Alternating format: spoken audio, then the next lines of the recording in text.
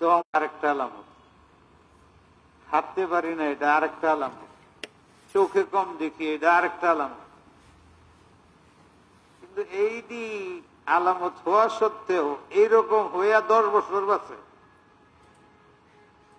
হাসপাতালে থাকে 10-15 বছর বাচ্চা যায়। আর যে তারা হাসপাতালে নিয়ে গেছে মাত্র 10-15-20 বছর বয়স, হেরে নিয়ে গেছে, মরে গেছে, কোন রোগ নেই, কিছু নেই, মৃত্যু। তাহলে বোঝা গেল হয়তো দাড়ি পাকি নেই, উড়েই নেই, হ্যাঁ মরে গেছে। আলামত ঘটে কিন্তু সুনিশ্চিত না। শরীর খসে গেছে, মৃত্যুর আলামত। দাঁত পুড়ে গেছে, মৃত্যুর আলামত। কানে কম শুনে, মৃত্যুর আলামত। কিন্তু এমন আলামত না যে এটা বাদ হইতে পারে। এরকম অনেক মানুষ আছে কম,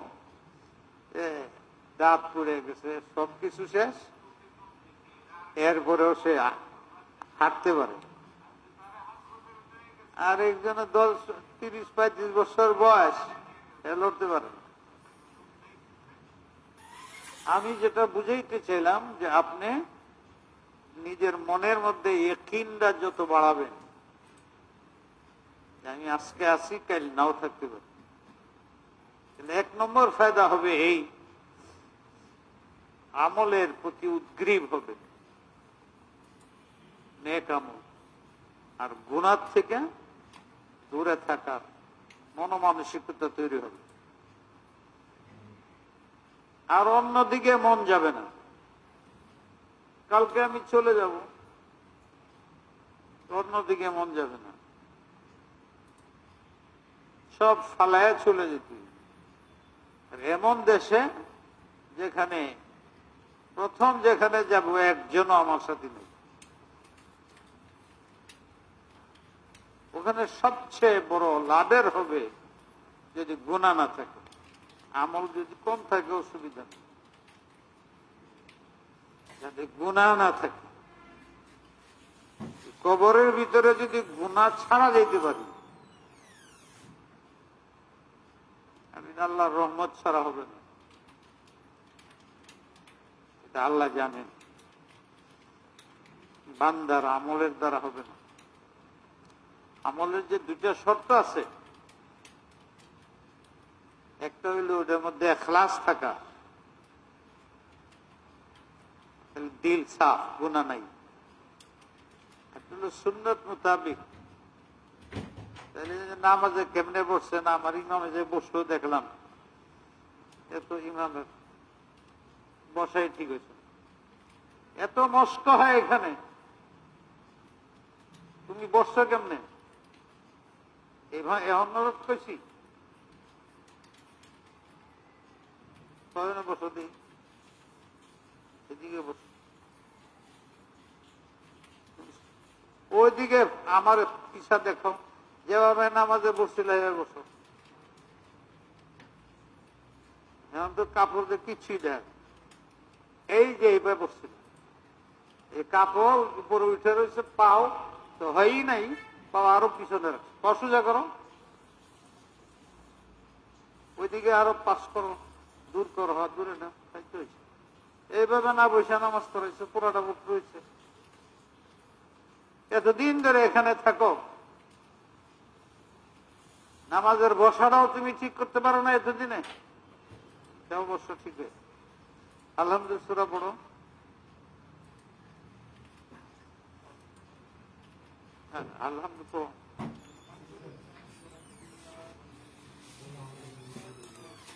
কিন্তু মশলা বলি নাই আমি যে অসলাফজন বলছি কিনা? হ্যাঁ, কি করছো আজকে?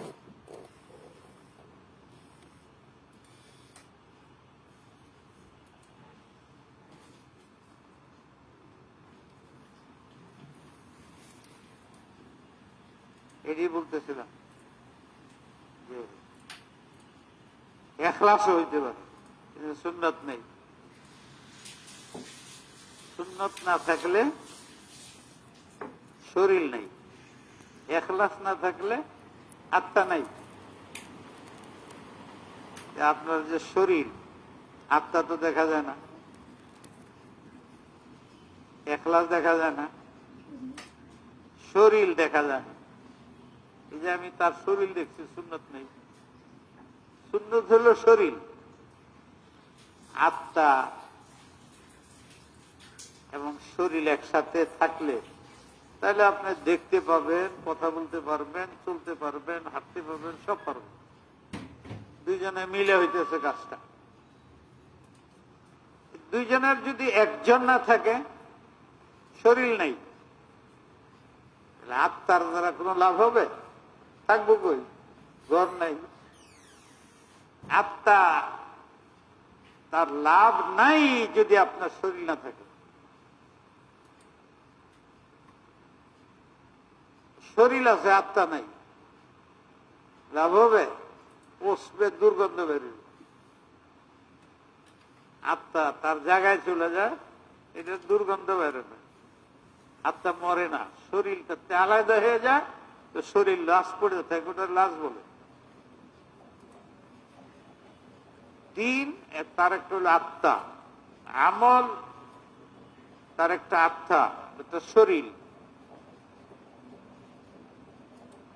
আত্মার নাম হলো ইখলাস, শুধু আল্লাহর জন্য করা। শুধু আল্লাহর জন্য করবেন, এটা কি? আল্লাহর জন্য করি, এটা কি? আমি কই যে আল্লাহ, আমি শুধু তোমার জন্য তারাবি পড়তেছি, এটা কইলেই হবে?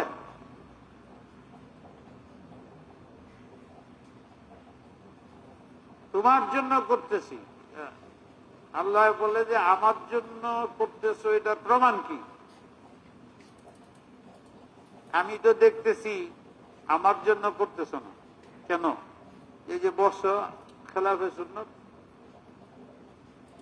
আমি বলি নাই ইন কুনতুম তুহিব্বুনাল্লাহা ফাত্তাবিউনি তামাসসাকু বিসুন্নতি, সুন্নতে মুহাম্মাদিন সাল্লাল্লাহু আলাইহি ওয়াসাল্লাম।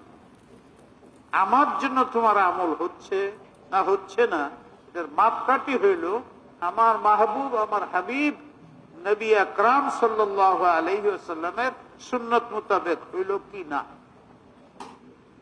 যদি হয় তাহলে আমার জন্য হয়েছে, যদি না হয় আমার জন্য হয় নাই।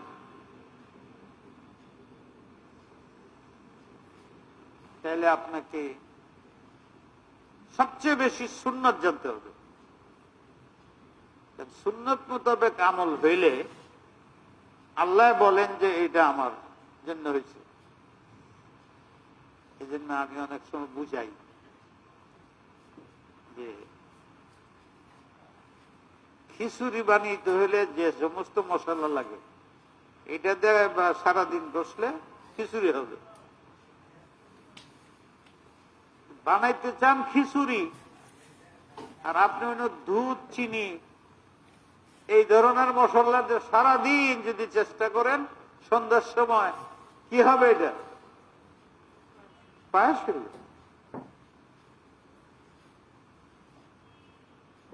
খিচুড়ির মশলা ভিন্ন।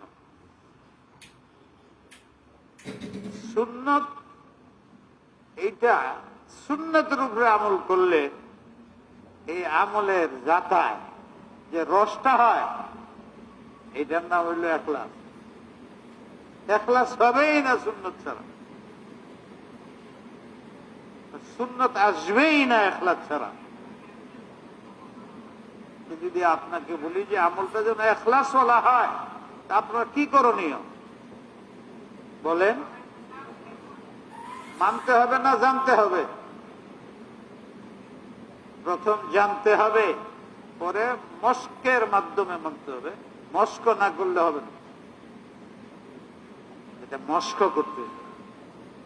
কেমনে দাঁড়াইতে হয়, কেমনে বসতে হয়।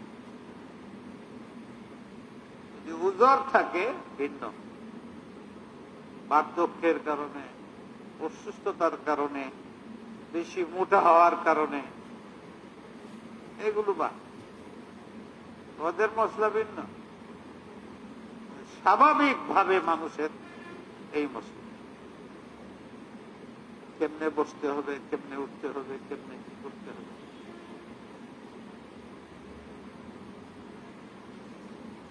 রমজানের মাস এই জন্যই নিয়ামত খুলছে। এই মাসে গুনাহ কেমনে বর্জন করতে হয় এটা শিক্ষার মাস।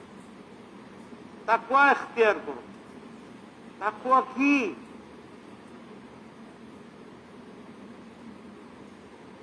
এটা বোঝানো যায়, অনেক জিনিস আছে বোঝানো যায়। আমরা বলতেছি রমজান তাকওয়া ইখতিয়ার করুন, তাকওয়া তাকওয়া তাকওয়া। তাকওয়া জিনিসটা কি? গুনাহ ছাড়ো। গুনাহ তো একটাও ছাড়তেছে। রমজান মাসে দাড়ি কাটতে আছে, এটা গুনাহ ছাড়তেছে না, কাটতেছে গুনারে। হ্যাঁ, এখন যদি আমি ওয়াদা করাই গুনাহ ছাড়তে চান না, গুনাহ আরো থাকিতে চান, সহজ নাই। যে হুজুরের ব্যবসা খারাপ, আমার সাথে যারা হজে যায় শিখেছে কয়েকবার, আমার সাথে তো কেউ যেন আমি একাই যাই, দেখা হয় আমার কাছে মশলা জিগা কি করবো। আমাদের যদি মদিনায় যায় দুরূদ শরীফ বেশি করবেন, আর নবীর কাছে সুন্নতের মোতাবেক আমলের জন্য আল্লাহর কাছে দোয়া তার উসিলায় করবে। আর মক্কায় গেলে লা ইলাহা ইল্লাল্লাহ মুহাম্মাদুর রাসূলুল্লাহ জিকির বেশি করবে। এটা তাওহীদের জায়গা, আল্লাহ একত্ববাদের জায়গা। শরীর কাঁপতে থাকে, ভয় লাগে। আর মদিনা গেলে আরাম লাগে। মদিনায় গেলে মনের মধ্যে মোহাব্বত এসকো এইটা জমে ওঠে। আর পরিবেশও আজীব মদিনার, ওখানের মানুষের মধ্যে খালি যে মোহাব্বতের ঢেউ। মক্কায় আসলে দেখা যায় খালি রাগারাগির জায়গা, ভয় ভয় লাগে। আল্লাহর সামনে ভয়, আল্লাহর ভয় করবো কারু ছিলায়। কে আমাদের জন্য আল্লাহর কাছে মাফ চাবে? তিনি হইলেন আমাদের জায়গা। ওখানে গেলে শরীর কেমন যেন মাসুকানা তবিয়ত হয়ে যায়, আশেকানা তবিয়ত। ওয়াজ দেখা যায় মানুষ নবীর জন্য কি জানি অবস্থায় ওয়াজ দিয়েছে, পাগল হয়ে তিন কর্তব্য বিমূঢ় হয়ে কাঁদতে কাঁদতে। মক্কাতে ভয় গালেব থাকে, ভয় লাগে। আল্লাহ বলি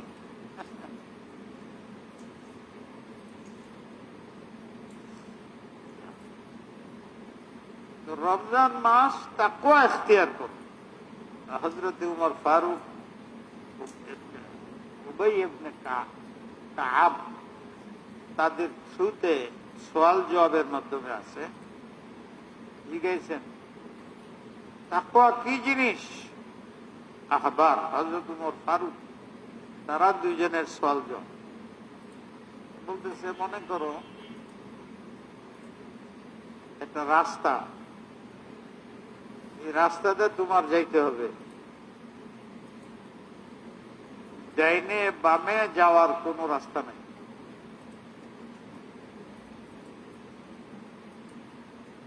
একটা মানুষ এই রাস্তাতে যাওয়া কঠিন, খুব কষ্ট করে যাইতে হয়।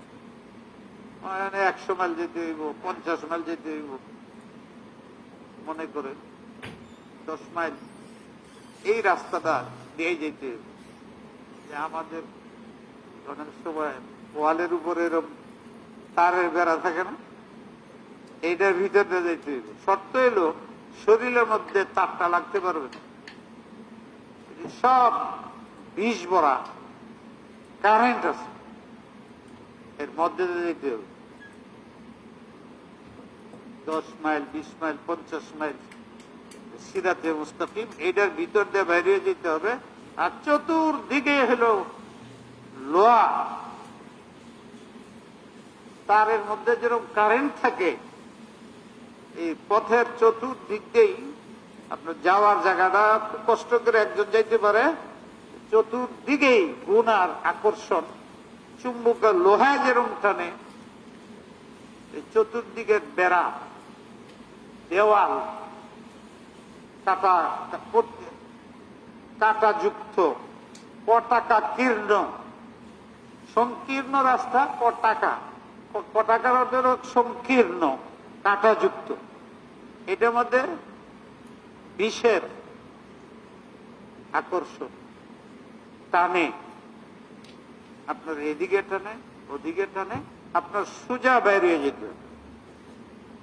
যদি যাইতে পারো তাহলে তুমি মুত্তাকি, আর যদি না বাইরেতে পারো, আটকা পড়ে যাও, তাহলে তুমি মুত্তাকি না। তাকওয়ার অর্থ হলো এই, তোমার চতুর্দিকে গুনাহ, চোখে গুনাহ করে, কানে গুনাহ করে, নাকে গুনাহ করে, মুখে গুনাহ করে, পায়ে গুনাহ করে, হাতে গুনাহ করে, এই সব থেকে পুরা রমজান বাইচে থাকা মস্কের ট্রেনিং এর মাস বাকি 11 মাসের জন্য।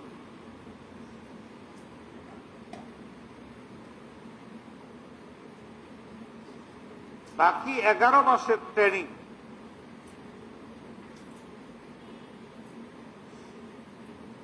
তোমার চোখে গুনাহ করতে পারবে, মুখে গুনাহ করতে পারবে না, হাতে গুনাহ করতে পারবে না, পায়ে গুনার দিকে যাবে না, দিলে গুনার ফিকির আসবে না।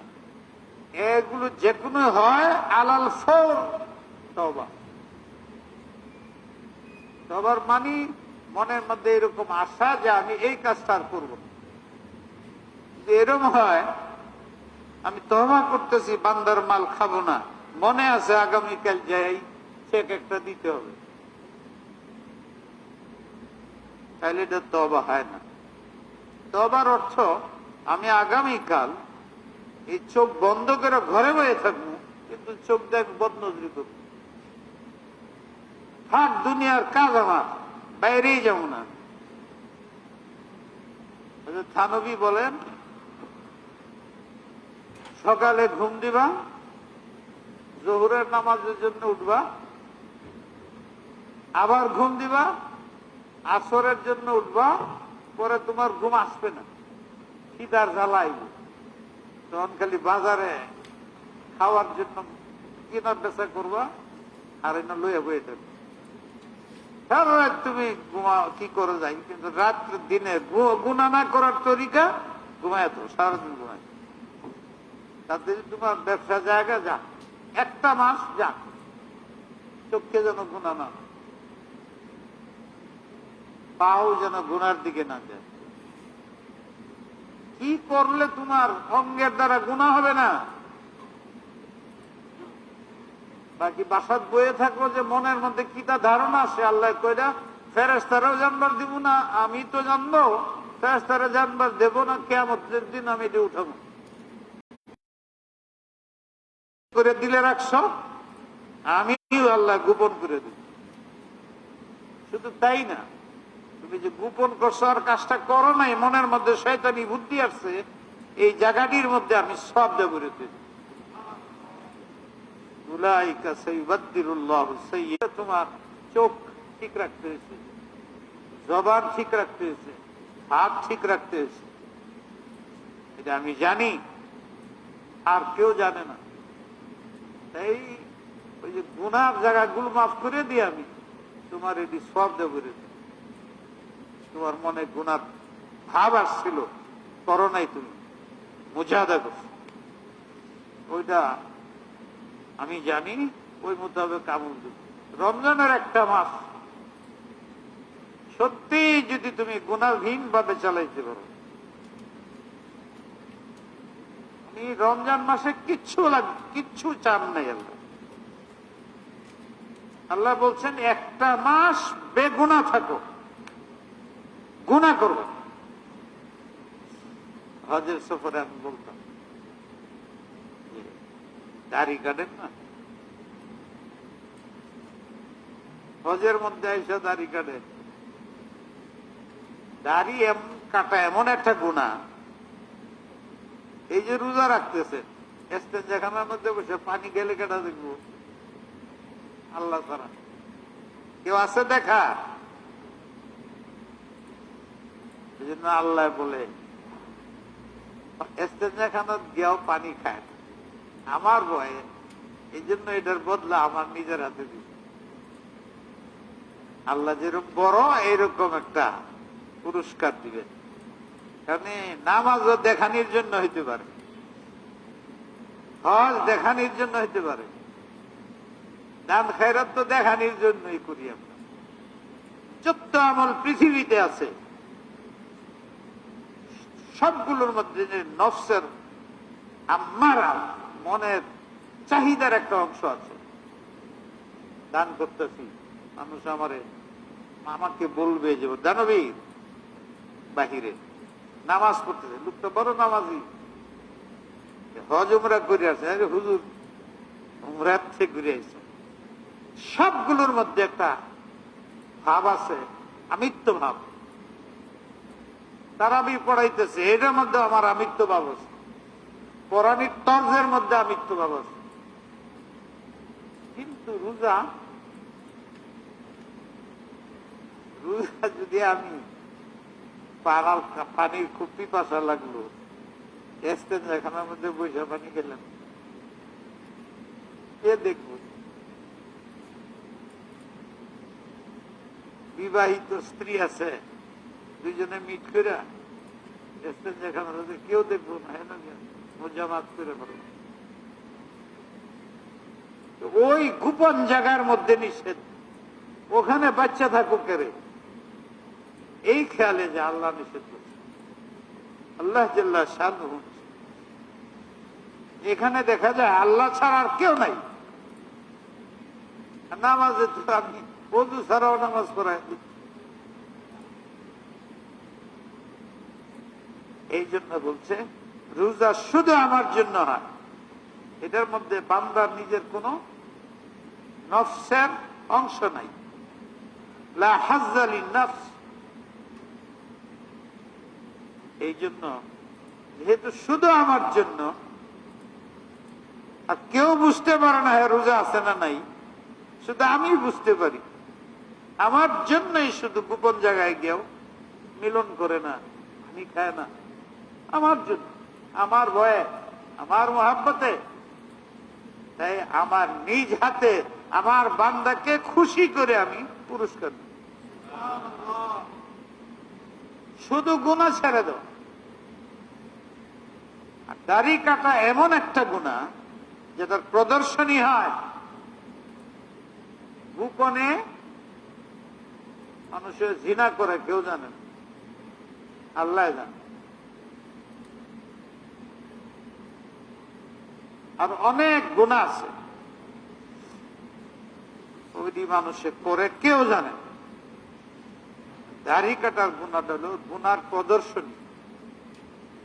একজন মুসলিম হিসাবে আমি কথা বলছি, এবং আপনারা মুসলমানকে বলছি, যারা আল্লাহকে বিশ্বাস করেন, আল্লাহ রাসূলের শাফাত চান,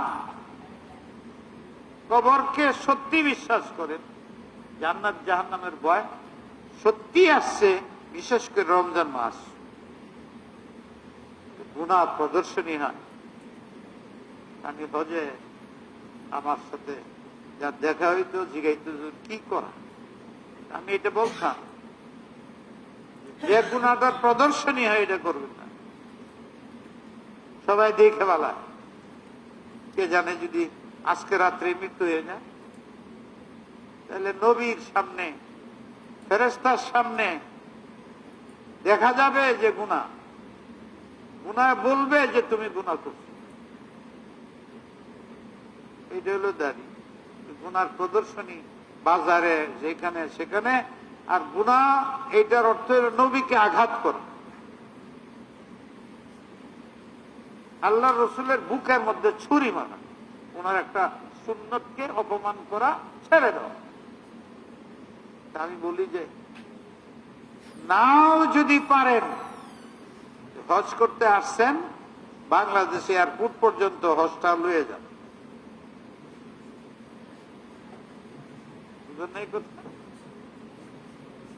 এর মধ্যে এনে টান দিবেন, এইগুলো যেন নবীর দেশে পড়ে না থাকে, মক্কায় পড়ে না থাকে, মদিনায় পড়ে না থাকে। হাসরের ময়দানে কঠোর শাস্তি হয়ে যাবে। এই মসজিদের বাইরের অপরাধ আর ভিতরের অপরাধ একই, বরাবর না। মসজিদে অপরাধ, বাহিরে অহংকার, মসজিদে অহংকার। বাহিরে জুতা চুরি বাজারে, আর মসজিদের মধ্যে জুতা চুরি এক না। মদিনা অনেক দামি, মক্কা অনেক দামি। একটা আল্লাহর দিকে সম্বোধন নিষ্পত হয়, আর একটা আল্লাহ রাসূলের দিকে সম্বোধন হয়। পৃথিবীর মধ্যে এর চাইতে সম্মানী আজমতওয়ালা সম্পর্ক সম্বোধন নেই। সেখানে গিয়ে দাড়ি কাটা,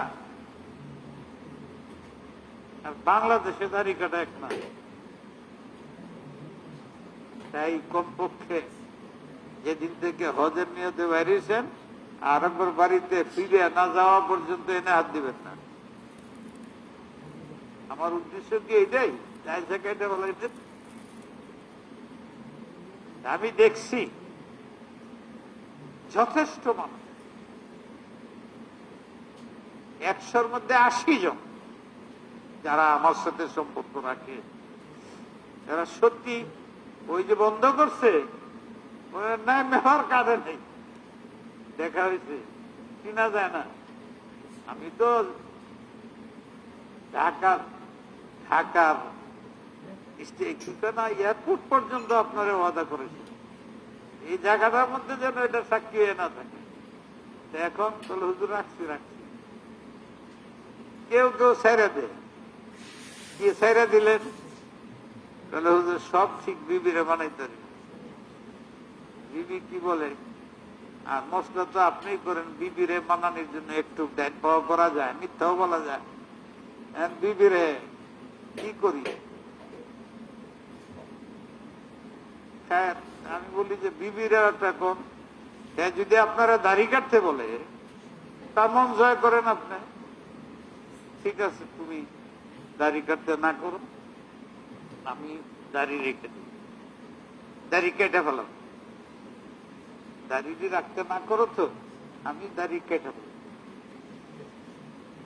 তোমারও আমার একটা শর্ত আছে, তোমার মানতে হ্যাঁ একটা শর্ত আপনি মানবেন, আপনার একটা শর্ত তারে মানান। কি?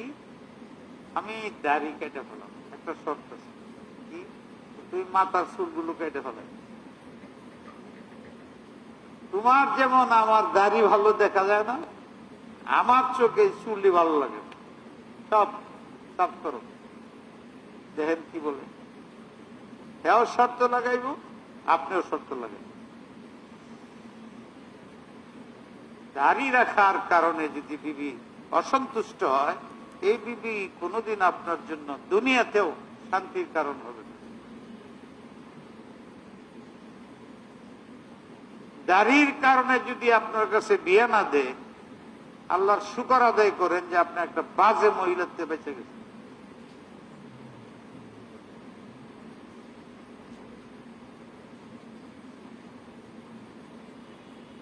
মহিলারা বলে তুমি দাড়ি কেটে ফেলাবো, তুমি মাথার চুল কাটবে। তুমি না, তোমার খারাপ লাগে তো আমার তো খারাপ।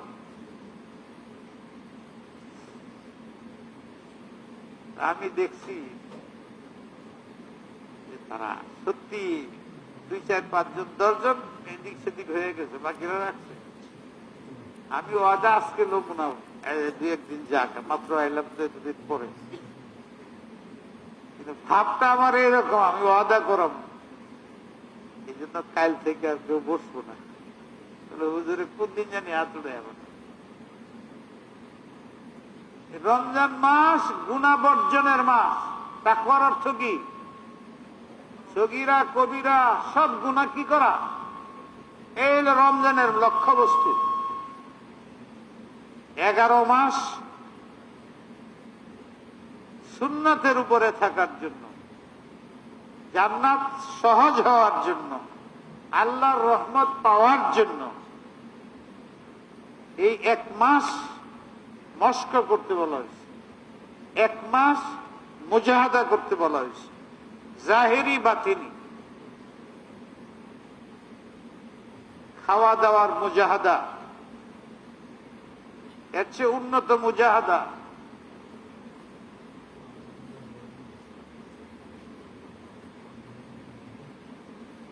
গুনাহ না করো।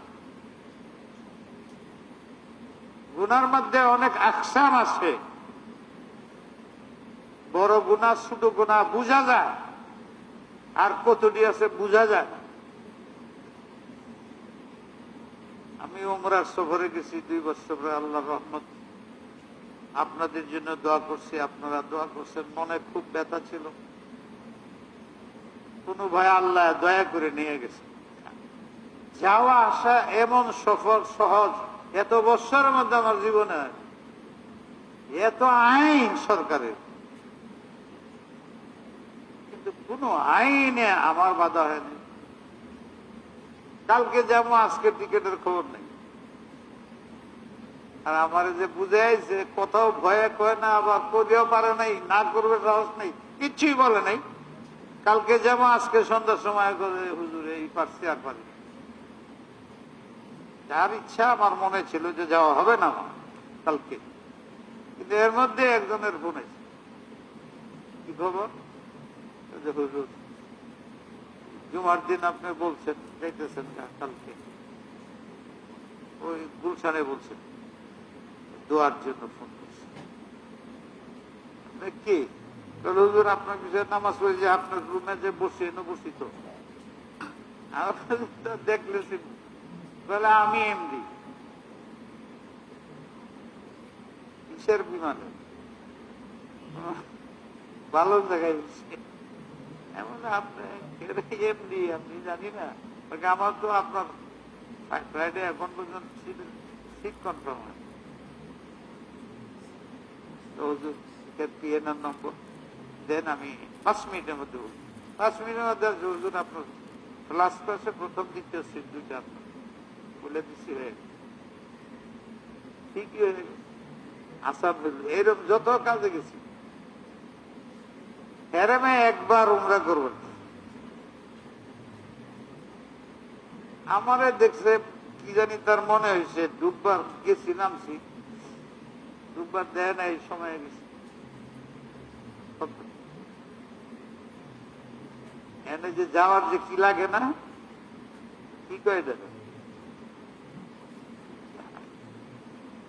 এটাই হয়। বুঝেন তো, দরখাস্ত যে আমি আইছি, আমি এখন তোয়াফ করবো, তোয়াফ একজন করে একটা কাগজ আছে দেখাইতে, এটা কাগজ আমার কাছে আছে, আমি যে কাগজ নিয়ে ঢুকতেছি চাই নেই, আমাদের বেওয়া চলে গেছে।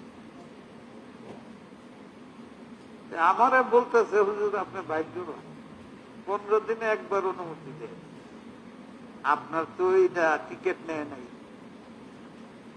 আপনি তো যতবার আপনি যাবেন টিকিট যত না দেখাইবেন, অতবার যাইলে কেউ ধরতে পারবে। মানে টিকিট আমার কাছে চাই না,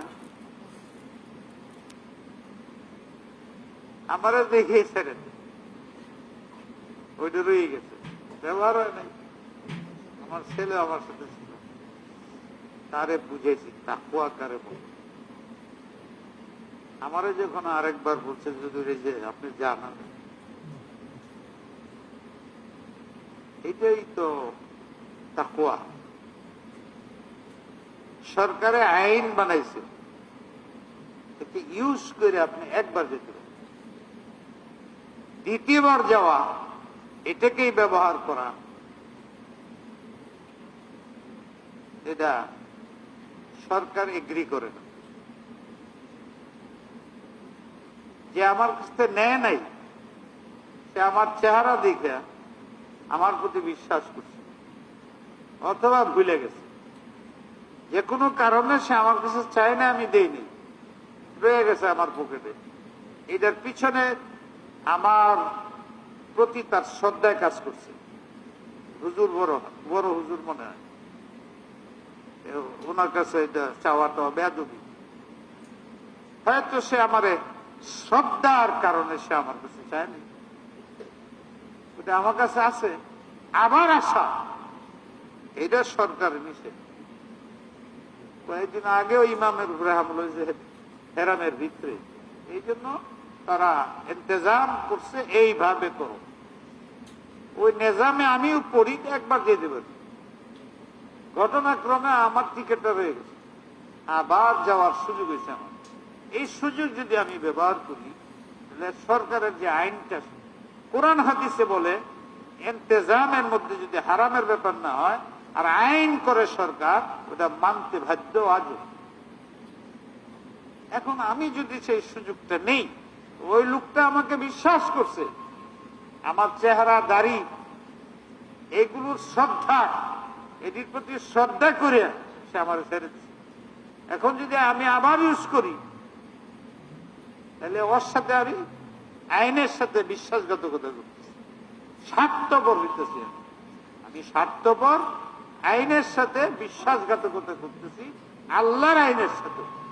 এই আইনটা যেই করো, কাফেরও যদি করে, আমাকে মানতে হবে ওই দেশের আইন। শরীয়তে তো নিষেধ নেই। হ্যাঁ, যদি এমন আইন হইতো যে শরীয়ত এগ্রি করে না, তাইলে আমি মানব। তার দেশের শৃঙ্খলার জন্য একবার যেতে পারবা 15 দিন। এটা তো আমার শরীয়তেও বলে, ইসলামেও বলে, শৃঙ্খলার জন্য দেশীয় আইন যেগুলো সরকার করা আছে, আর তোমার ইসলামে বাধা নেই। আমার ইসলামে তো বলছে না যে দৈনিক একবার যেতেই হবে, যেতেই হবে, যেতেই হবে। আরেকটা প্রস্তাব আছে যাওয়ার, আরেকটা তরিকা আছে, কি এহরাম বান্ধে যদি যায়, পুলিশরা মনে করে যে উনি আসছেন নতুন, উমরা করবে, ভিতরে যাই বলতে। আমিও যাইতে পারি, কেমনে? কাপড় চোপড় করে এহরাম বাঁধ, এহরাম বাঁধলে যাইলে যা, মানে নতুন আইছে, এটা ধোকা। হজ আর আমি উমরা নফল, নফল হজে যাই, নফল উমরায় যাই, এই ছল চাতুরি ধোকাবাজি আইনের সাথে করি। এইটার নাম, এটাকে তরক করা। কেউ জানে না আমি যাইতে পারি, কিন্তু আমার আল্লাহ বলতেছে তুমি বিশ্বাস করো। কেউ জানতেছে না, আমি তো জানতেছি যে তুমি এমন একটা টিকিট ইউজ করতেছ একবারের জন্য, ইউজ করো নাই আবার করতেছ, এটা ধোকাবাজি, ছলচাতুরি। ইনি হজ, এইটার নাম নিয়ে উমরা। আমি আমার ছেলে একবার যাব, তাহলে এটা তো আছে অনেকদিন। আইনে এই বলে উমরা করা তো আমার ফরজ না, মুস্তাহাব কাজের জন্য আইসি, মুস্তাহাব তো হয়ে গেছে, আর দরকার নেই। কিন্তু আল্লাহ এমন ব্যবস্থা করে দিচ্ছে যে এইটাও আমি আল্লাহর কাছে শুকরিয়া আপনাদের শোনাই। রমজানের মাস আমি যে হজে যাই, বেশির বেশি 2-3টা তোয়াফ, আর তোয়াফে যাই। কেন? একটা তোয়াফ ফরজ হজের মধ্যে, উমরার মধ্যে একটা ফরজ। নফলের জন্য উমরা করা, নফল উমরা হজের জন্য, কারণ এটা বেলা গুনাহ, তোয়াফ করা যায়। লক্ষ লক্ষ মহিলা থাকে, লক্ষ লক্ষ পুরুষ, যুবক যুবতী একসাথে ঘুরতেছে। অসম্ভব শরীরের মধ্যে লাগবে না। মসজিদ পর্যন্ত যাইতে শরীরের মধ্যে 20-25 বার লেগে যায়। সারা বৎসরে কোনো মহিলার সাথে চোখের দেখাও হয় না, লাগে নেই, 2-3টা লাগিয়ে যায়। এই নফল হযরত মাওলানা আবরুল হক সাহেবকে দেখছি, মানে রুমে বয়ে থাকে। আজান হইলে সর্বশেষ কাতারে গিয়া এইভাবে মাথার মধ্যে এইভাবে রাখতেন, এইভাবে এইভাবে মাথাটা ঘুরে একদম লাস্টের কাতারে দাঁড়ায় নামাজ পড়াই, আবার তাড়াতাড়ি চলে যেতেন রুমে। প্রথম প্রথম আমার কাছে ভালো লাগতো, এত আফু করে না, আজান হইলে সামনের কাছে যাওয়ার চিন্তা নাই, একেবারে আল্লাহু আকবার ইমামের রুমের বাইরে না খাবে আল্লাহ। পরে আমি নিজেও বুঝছি, উনিও বলছেন যে দেখো নফল কাজটার জন্য তোমার 10টা গুনাহ হয়ে যেতেছে, একটু কাতারে তোমার যাওয়া তো সহজ না। 50টা কাতারের মধ্যে তুমি আগাইলে 10টার যাইবা, একই কথা, কিন্তু 10টা গুনাহ হয়ে যাবে এই ফাঁকটার মধ্যে। গুনাহতে বাঁচা হইলে আসল, মুস্তাহাব পরে। এই নবীনা তো আমি 2-3টার বেশি করি। এটা মানে একটা তো ফরজ হয়, এটা করতে হয়, একটা আসতে হয়, ওয়াজিব আদায় করতে হয়। আর কোন সময় সুযোগ পেলে করছি, কিন্তু এইবার আল্লাহ এমন সুযোগ করে দিছে, অনেক পৃথক করে দিচ্ছে। মেয়ে লোক নেই, থাকলেও অনেক ওসি জায়গা, সব বেশি করতে পারে, যদিও সময় কম পাইছি। আমি এটা মনে করি ওই যে আমি যে সতর্কতা অবলম্বন করতেছি হার কাজের মধ্যে, এই গুনাহ না হোক, গুনাহ না হোক, গুনাহ না হোক, আমি এদিকে বেশি তাওয়াজ্জু পেরেশান হইতেছি, ওদিকে আল্লাহ পাক আমার নেক কাজ করা, যার দ্বারা আমার মনের শান্তি হয়, এইটা আমার জন্য সহজ করে দিচ্ছে। আমাদের সমস্ত পেরেশানি গুনাহ। রমজানের মাস, আমি আপনাদের কাছে আশা করতে পারি একটা কাজ, এই মাসে কোনো গুনাহ নেই, করব না গুনাহ, কোন গুনাহই করব না। যেটা দেখা যায় প্রদর্শনী, এই গুনাহটাও করবো না, যদি না দেখা যায় এই গুনাহটিও করবো। যেমন এস্তেঞ্জাখানায় যায় গোপনে পানি খাই না আল্লাহর ভয়ে, অথবা আল্লাহর মহব্বতে, ওখানে যেরকম আল্লাহর উপরে ইয়াকিন প্রমাণিত হয়, গোপনেও পানি পান করি না। বাকি গুনাহগুলো প্রকাশ্যে গোপনে, প্রকাশ্য গুনাহ, গোপন গুনাহ, এই একটা মাস তো অর্ধেক মাস গেছেই গা প্রায়, আমরা এই গুনাহগুলো করবো না। তাইলে আপনার সফল। আর কিছুই করবার বলতে, কোন আমল করার জন্য আমি বলি না, আমি বলছি গুনাহ ছেড়ে দেন। আপনার মনে আছে, ঠিক আছে হুজুর গুনাহ করবো না, ফজরের নামাজও পড়বো না, আসরে দিই এক কাজও করবো না। ফজরের নামাজ ছেড়ে দেওয়া, ফরজ, ওয়াজিব, সুন্নতে মুআক্কাদা ছেড়ে দেওয়া সবের কাজ না গুনার কাজ? আমি কি ওয়াদা নিছি? গুনাহ করবেন না। এই গুনাহ করার মধ্যে জিনা করাও হারাম, সুদ খাওয়াও হারাম, দাড়িতে হাত দেওয়াও হারাম। এটি হল জিনিসটাই হারাম। আর ফরজটা না করা, এইটাও তো গুনাহ। নামাজ না পড়া গুনাহ কিনা? এইটা ছাড়বেন কেমনে? আমি তো একটা শর্ত করছি, কি? যে গুনাহ করবেন না।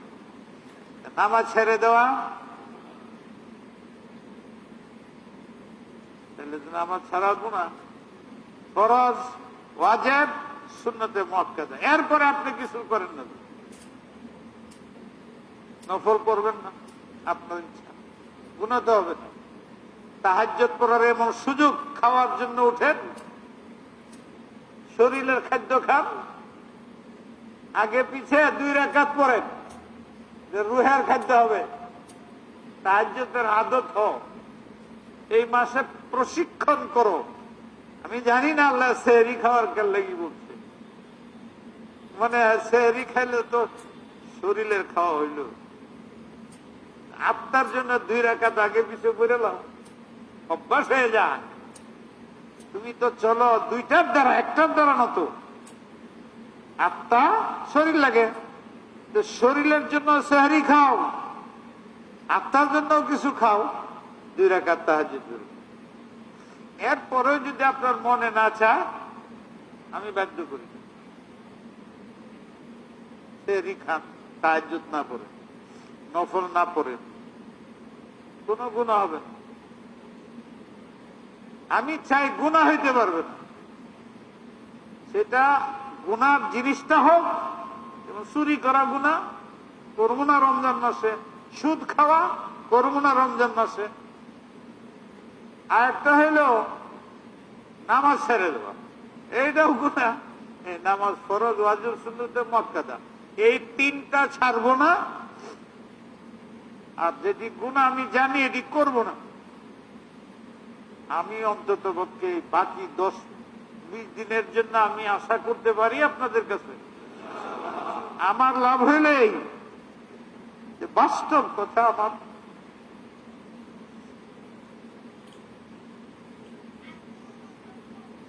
আমার আসলে আখিরাতের পুঁজি বলতে নাই।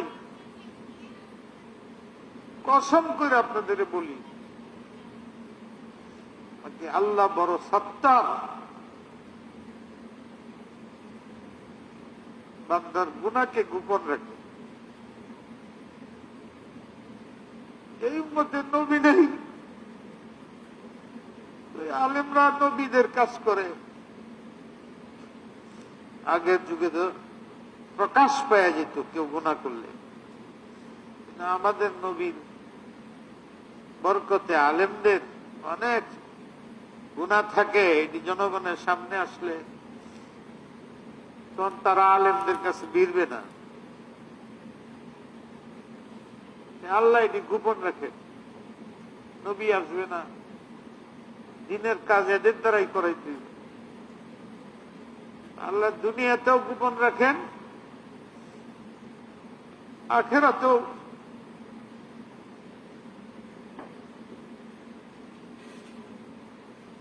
বিচারের সময় গোপন করে দিবেন। একজনে যদি আরেকজনের দিনের কথা শোনায় আর সে আমল করে,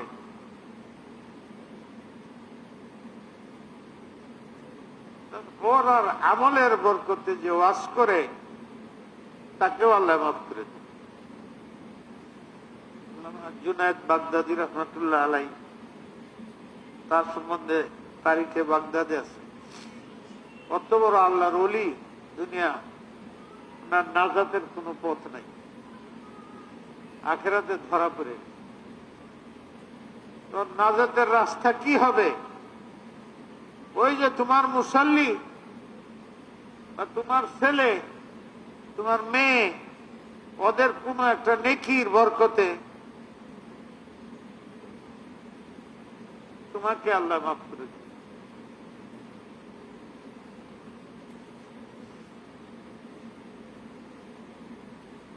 ওই যে দেখো একজন বসা আছে, সে সুপারিশ করলে তোমার মাফ করতে পারে।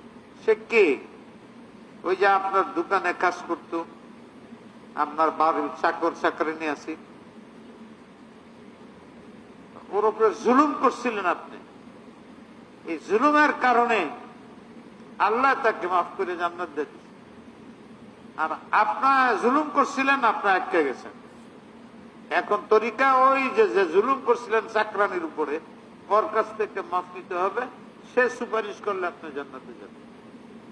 এই বিপদ সামনে আসবে। আমি কথাবার্তা বলতেছি, এতে যদি আপনারা উদ্বুদ্ধ হয়ে কিছু কাজ করেন, তো এটা আমার জন্য উসিলা হয়ে যেত। সুন্নাতান হাসানাতান ফালাহু আজরুহা ওয়া আজরু মান আমিলা বিহা।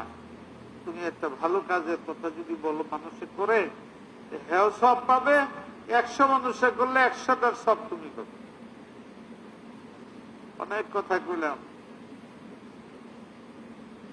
আমার এই সফরে আমার কিছু তারাবি এতে অসুবিধা হয়েছে। আর বছর তো হইতো না, এবার হয়েছে। এই জন্য আমার নামাজের তারাবি পাড়ায় করতে হবে। জোহরের একটা মজলিসে করতে পারি কিনা আমি এখনো ভাব নেই, এইখানে এই সময়টাও পারি কিনা, চেষ্টা করবো। শরীরের ব্যাপার আছে।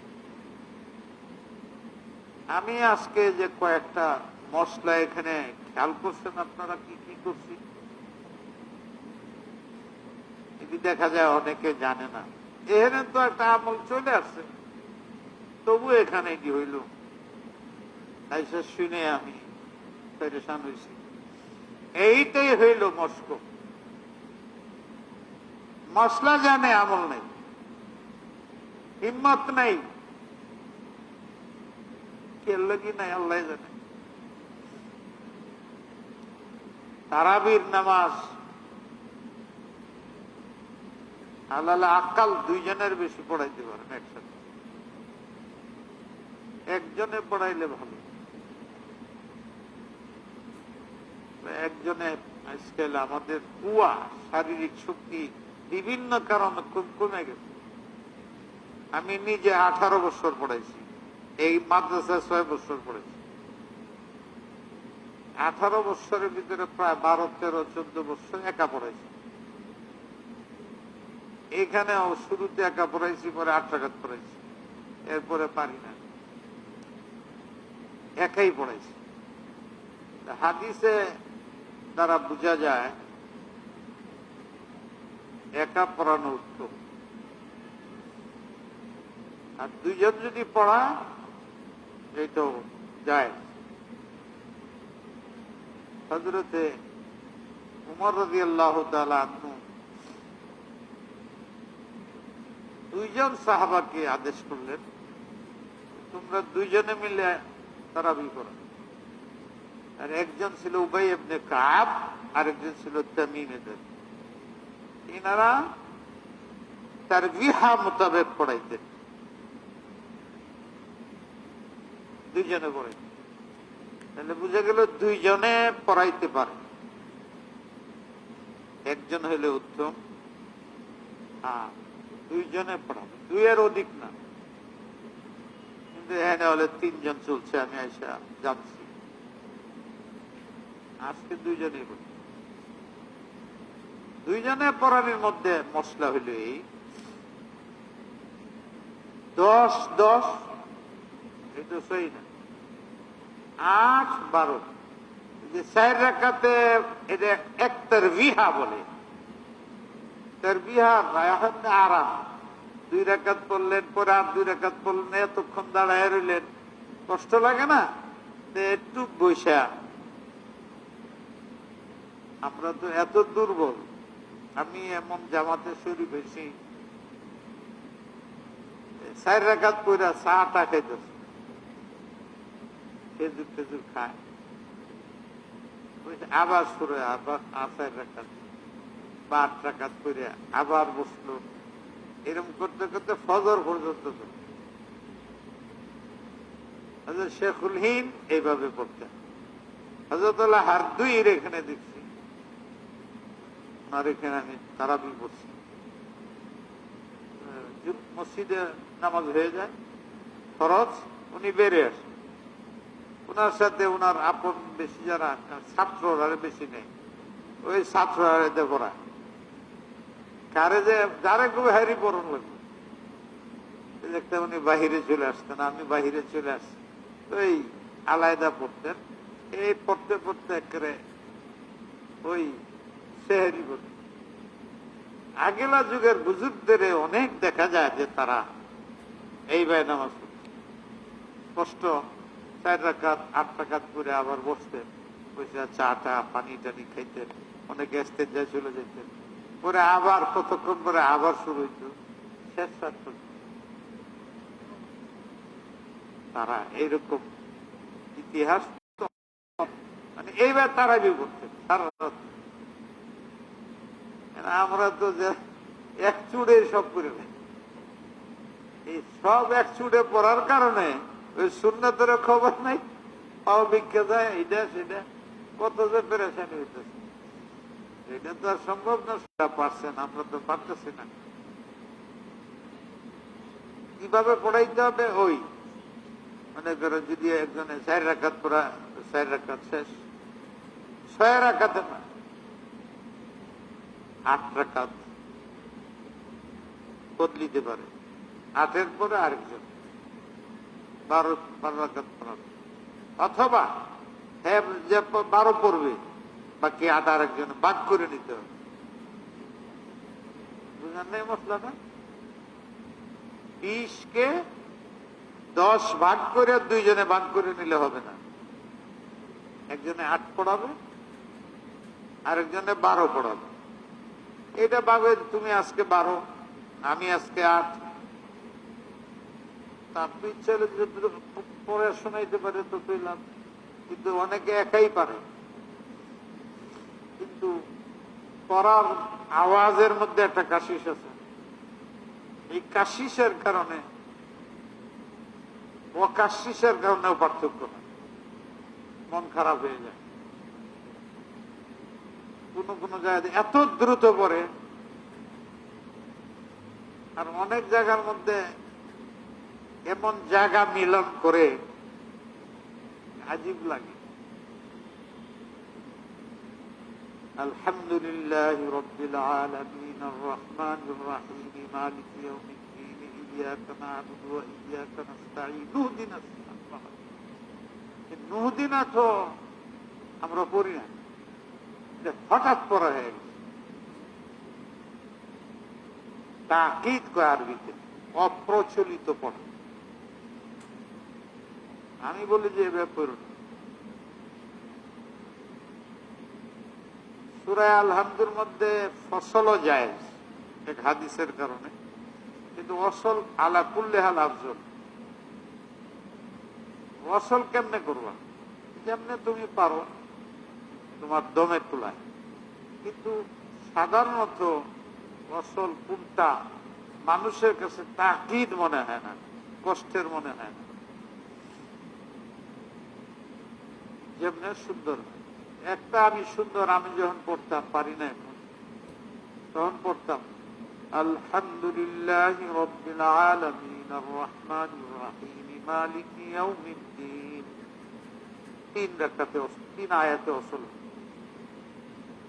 ইয়্যাকা না'বুদু ওয়া ইয়্যাকা নাস্তাঈন ইহদিনাস সিরাতাল মুস্তাকিম সিরাতাল লাযীনা আন'আমতা আলাইহিম গায়রিল মাগদুবি আলাইহিম ওয়ালাদ-দাল্লিন। এই আমি বলি, আমাদের স্মরণ রাখতে হবে, এটা জরুরি না। পড়াটার মধ্যে এতেদাল থাকবে, না বেশি টান, না বেশি দ্রুত। মুসাল্লিরাতে বুঝে যে তেলাওয়াত করতেছে না, রমজান মাসে কোরআন নাযিল হয়েছে, এটা খুশুসি আমল তেলাওয়াত। এইটা আজকে বলি নাই, আমি আজকে অন্য মশলা বলছি। রমজানের মাকসাদ প্র্যাকটিস 11 মাসের জন্য নিজেকে রেডি করা। কিসের ব্যাপারে রেডি করা? গুনাহ না করার ব্যাপার।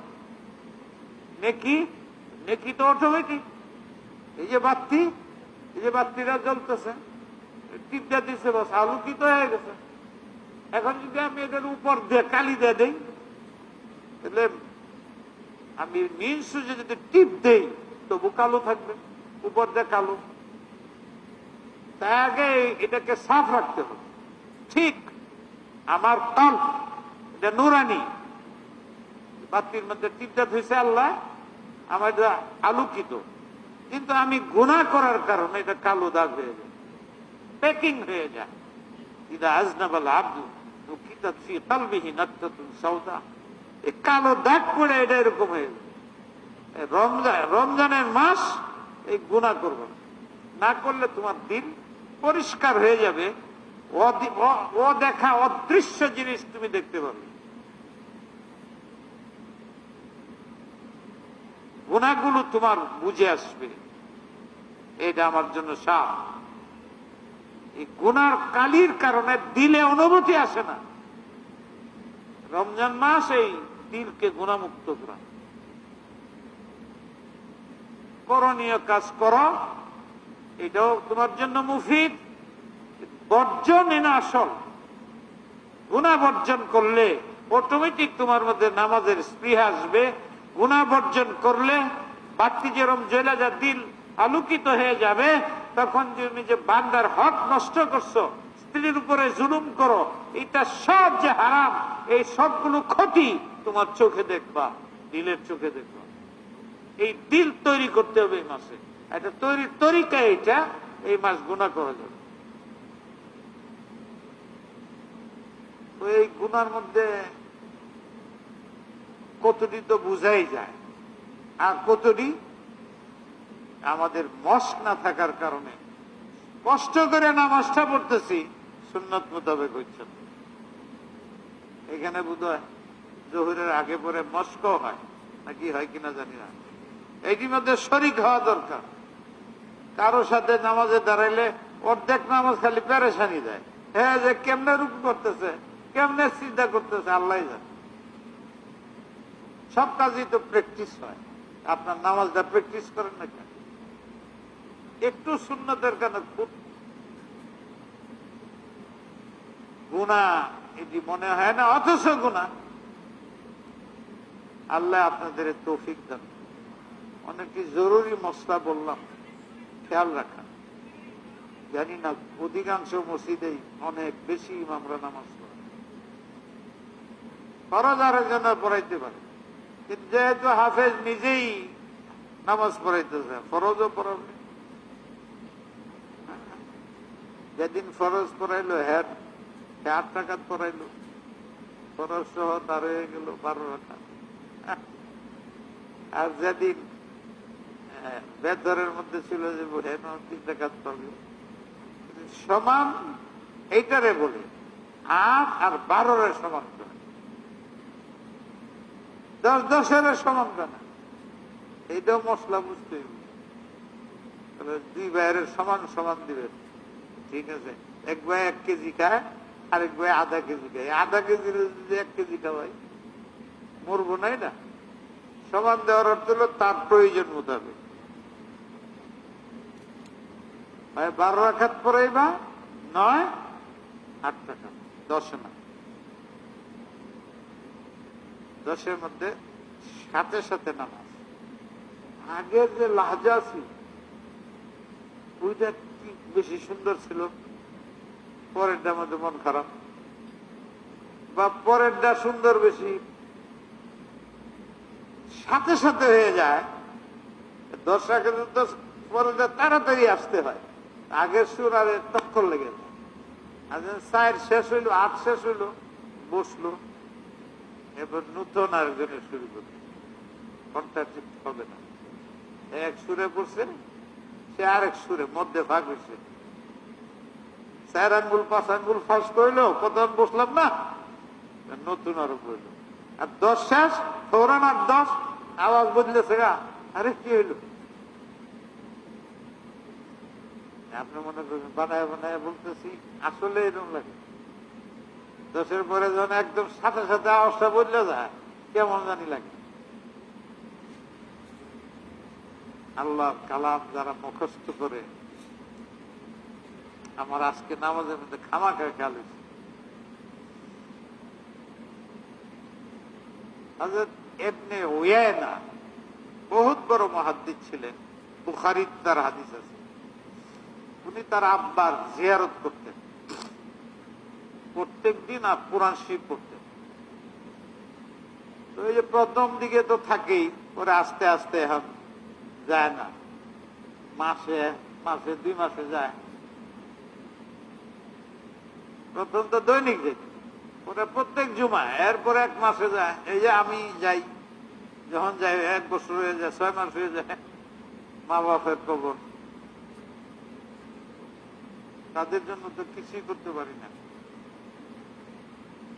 অল্প বয়সে তারা দুনিয়াতে গেছেন না। এইবার হজের সফরে বহুদিন পরে আব্বারে স্বপ্নে দেখছি, মানে 40 বছর পরে দেখুন। এইবার হজের সফরে না, এই উমরার সফরে এমনি ওয়ে না, একবার দেখলো স্বপ্নে তার বাবা এসে, তুমি যাও না জিয়ারতে, তুমি আসো না কেন? তখন জিজ্ঞেস, আব্বা আমি আসলে আপনি জানেন? তাহলে শুধু আমি জানি? তুমি যেদিন আসো প্রত্যেক শুক্রবারে আসতা, পুরা কবরস্থানের সবাই অপেক্ষা করে তোমার, আর আমার খুব সম্মান হয়, তুমি আমার ছেলে, তুমি যে তেলাওয়াত করছো, বকশে দাও, তেলাওয়াত করো, অন্যদের ছেলে ফেলেরা করে না, এরা আমিও সব পাই, বৃষ্টি পড়লে আশেপাশে সব ঠান্ডা লাগে, আমিও সব পাই, ওরাও পায়। এই জন্য তুমি আসো শুক্রবারে, ওরাও অপেক্ষা করে। আমার আছে হঠাৎ নামাজের মধ্যে এরকম খেয়াল এসে,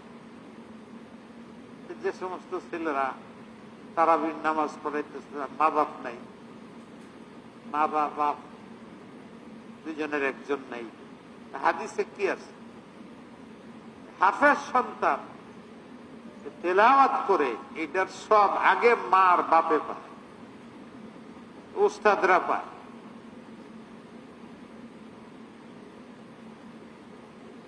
কত ভাগ্য! অনেক কিচ্ছাও আছে।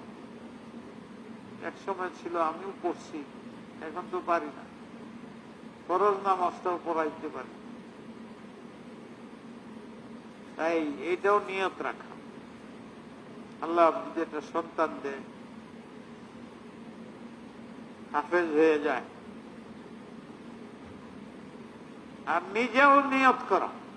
এক আয়াত পড়লাম, এক সাইড একটা সূরা পড়ে মুখস্থ করলাম, নিয়ত করে রাখলাম। এই যে রমজান মাস যাইতেছে আমার ভাইয়েরা, আমি বলছি এই মাসটা খালি গুনাহ না করা, গুনাহ না করা, এই একটা আমল করেন। আর কোরআন শরীফ যত বেশি তেলাওয়াত করতে পারেন, কোরআন শরীফ যত বেশি তেলাওয়াত করতে পারেন, যাই পারেন করেন। আর কিছু মস্ক শুদ্ধ করার চেষ্টা করেন, নিজে করেন, নিজের পরিবার পরিজনরেও গুণামুক্ত করেন, আমল করান। আল্লাহ আমাদের সবাইকে তৌফিক দান করুক। আল্লাহ ইয়া আল্লাহ ইয়া আরহামার রাহিমিন ইয়া আকরামাল আকরামিন, তুমি তো আমাদের জন্য অনেক রাস্তাই করে দাও। রমজান মাস তো তোমার দয়া, আমাদের গিফট করছো তুমি। তুফাতুল মুমিন, মুমিনের জন্য তুমি হাদিয়া পাঠাও, বান্দাকে আখিরাতমুখী করার জন্য। এই রমজানকে আমরা বুঝি না, রমজানের গুরুত্ব বুঝি না। তুমি শুধু একটা জিনিস চাইছো, এক মাস গুনাহ করো না, এইটুক আমরা পারি না। কিন্তু বুদ্ধি নেই, শয়তানের তাণ্ডবে, নফসে আম্মারার কারণে রমজানেও গুনাহ হয়। কিন্তু আল্লাহ তুমি ছাড়া তো কারো কাছে হাত পাতানো নাই, তোমার কাছেই তো হাত পাততেছি। আর কি করব? কখন কবরে যেতে হয় জানা নাই। দুনিয়ার লোভ কমায় দাও, দুনিয়ার অহংকার কমায় দাও, দুনিয়ার ক্ষমতা অপব্যবহার কমায় দাও, জুলুম অত্যাচার কমায় দাও। এ আমার ভাইয়েরা, অনেক গুনাহ হয়, প্রদর্শনী হয়ে যায়, মুখে যে গুনাহ বের হয় এইটাও আল্লাহর দরবারে লেখা থাকে। কিন্তু এই যে আজকাল ফেসবুকের মধ্যে রমজান মাসেও গীবত লেখো, রমজান মাসেও তোমাদের গীবত বন্ধ হয় না। তুমি মরে যাইবা আর তোমার গীবত চালু থাকবে দুনিয়ার মধ্যে, ফেসবুকে। এই যে মানুষের বিরুদ্ধে লিখতেছ, মুখে বলছিল তো মাপ হয়ে গেছে, মাপ চাইছো, যে লিখে যাইতেছ, ফেসবুকে যে একজনের বদনাম লিখতেছ, গীবত লিখতেছ, এই রমজানে যদি তোমার মৃত্যু হয়ে যায়, এই ফেসবুকের মধ্যে তোমার লেখাটা এটা চালু থাকবে, এই গুনাহটা চালু। খুদা না খাস্তা যদি এটা মিথ্যা হয়, খুদা না খাস্তা কি বললাম খামাখা, খুদা খাস্তা, তুমি যদি মিথ্যা কিছু বলে থাকো, লেখে থাকো, জিদে অথবা শুনে তাহকিক করা ছাড়া তোমার কি অবস্থা হবে কবরের পরে? সদকায়ে জারিয়া, গুনার সদকায়ে জারিয়া হবে।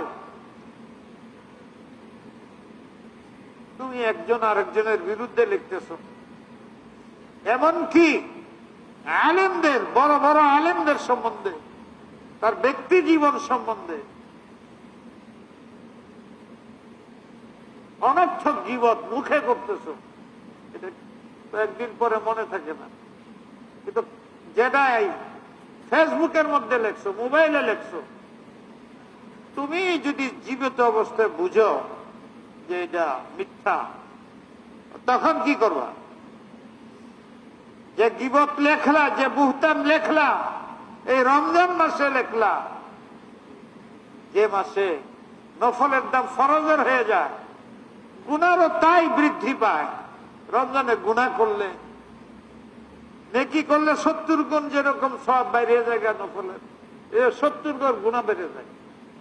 এই যে তুমি কাজটা করতেছ রমজান মাসে, প্রদর্শনী গুনার কাম কথা শুনে একজনের বিরুদ্ধে লিখতেছ, বাস্তব হইলেও লেখা নিষেধ। বিরাট ধর্মীয় ক্ষতি যদি হয় সেটা ভিন্ন কথা। মিছিল মিটিং করে এক একজনের বদনাম করতেছ, রাজনৈতিক অরাজনৈতিক ইসলামের খেদমত করার জন্য আরেকজন মুসলিমকে তুমি গায়েল করতেছ, মিথ্যা করতেছ বা সত্যি কইতেছ। কি বল, এইদিকে তোমার কাগজের মধ্যে এসে তোমার মরে যাওয়ার পরও চালু থাকবে, ওই গুনাহ তো সদকায়ে জারিয়ার মতো তোমার কবরে যাবে। তখন তুমি কি করবা? আল্লাহ আমাদের মাফ করে দাও, আল্লাহ আমাদের সব ভাইকে হুঁশিয়ার করে দাও। আল্লাহ মুসলমানের এই মাসকে মূল্যায়ন করার তৌফিক দাও, আমাদের হেদায়েত নসিব করো, তওবায়ে নসুহ নসিব করো। আল্লাহ তওবায়ে খালেস নসিব করে দাও। আল্লাহ আমার সব ভাইয়েরা এখানে হাত উঠে রাখছে, এদের সুন্নত মোতাবেক আমলের তৌফিক দাও। হাতগুলোরা সুন্নত মোতাবেক ধরেন, দেখেন আমি কেমনে ধরছি, এইভাবে ধরতে হয়। সব আমল হাত তুলবেন আল্লাহর কাছে, কেমনে হাত রাখবেন? এই সিনা সুদা, এই 2 নম্বর বুতাম সুদা এইভাবে ধরতে হয়। এই হাত মধ্যে 2 আঙ্গুল ফাঁক দেয়া, এই হাতের তালা আসমানের দিকে। এইভাবেও না, এইভাবেও না, এইভাবে ধরলে তুমি সব পড়ে যাবে মনে করে। এইভাবে তরমুজ ধরে কেমন, এইভাবে ধরতে হয় সিনা বরাবর। আল্লাহর কাছে হাত কেমনে তুলতে হয়, কেমনে কাঁদতে হয়। আমি বলি যে মা আর বাপ যেরকম সন্তানের কান্দন দেখলে বাঁচে না, টিকতে পারে না মা বাপ, এসে কোটি গুণ বেশি 15 জন হাত তুলে কান্দে, তখন আল্লাহ সহ্য করে না। আল্লাহ মাকে মাফ করে দেয়। খালেস মানে যখন চোখের পানি, আল্লাহ তোমার কাছে পায়, সত্যিকার গুনাহে ভরা এহসাস হয়। এখন চোখের পানি বেশি বের হয়, কখন মৃত্যু হয়ে যায় জানি না, কালকে মৃত্যু হয়ে যায়, পরশু মৃত্যু হয়ে যায়, কবে মৃত্যু হয়ে যায়।